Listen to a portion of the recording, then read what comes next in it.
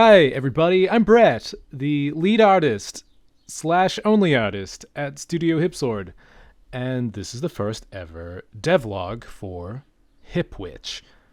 Now, you may be wondering what HipWitch is, and, well, spoiler warning, it's a video game, but outside of that, well, that's what we've spent the first few months of development discovering, and this devlog is the story of how we started from nothing and got to our first ever proof of concept demo. So if that sounds interesting to you, please continue to watch the video with your eyeballs. Now, if you follow us on social media, links in the description, you might be aware that up until recently we were working on this epic strategy RPG called Project Ashes, and that it's now on hold. To cut a long story short, we figured that something that huge and epic and expansive was not the greatest choice for a first-time dev studio. We didn't want to take all of our passion and ambition and throw it at something we weren't ready to do yet and burn out on it, even if that project was cool as hell. So we took a step back and decided to spend some time making something smaller as a way to build experience with the whole process of game dev from start to release. Thus, HipWitch was born. The totally blank canvas of having a totally new project can be very daunting. Like, it's hard to know exactly where to start, but because we were just coming off of Ashes, we almost immediately had a sort of general design philosophy, which was like, don't make it like Ashes. I can probably sum it up best with the words manageable and malleable. We quickly decided to make a game we felt confident finishing within 7 to 9 months. So if our ideas were too high production value, or they couldn't be scaled down to account for our tight time frame, we just kind of had to go with something else.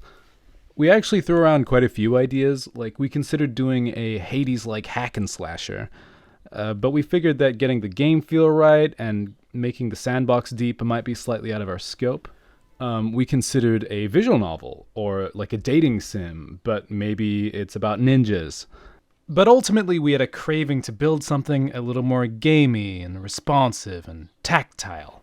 We considered a platformer too. I mean, we had experimented with platformers with our Game Jam game in 2020, Legs Out of Line.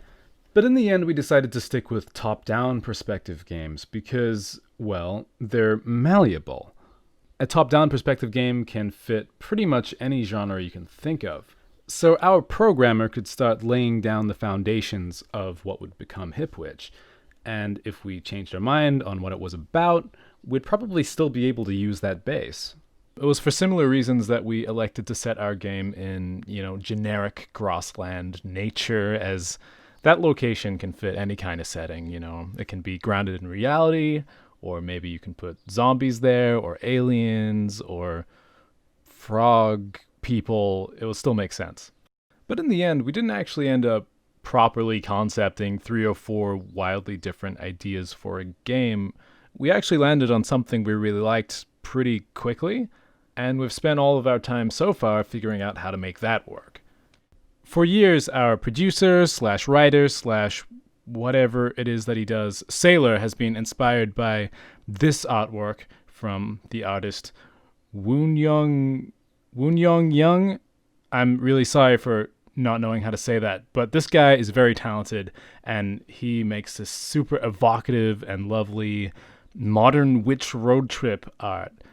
There's such a youth and playfulness to it, and we wanted to steal this essence right out of his heart and make it our own, maybe add a little more 90s nostalgia instead of smartphones and Vine and the word finna.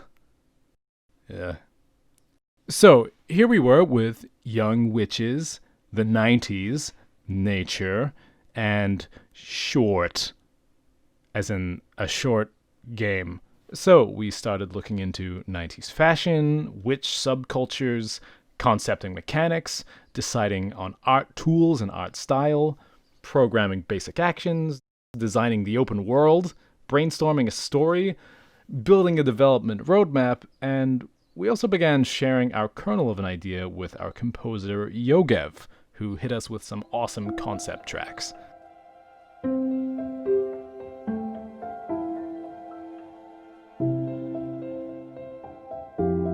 These parallel lines of development would eventually converge to become our first proof of concept demo. And the converging happened real fast.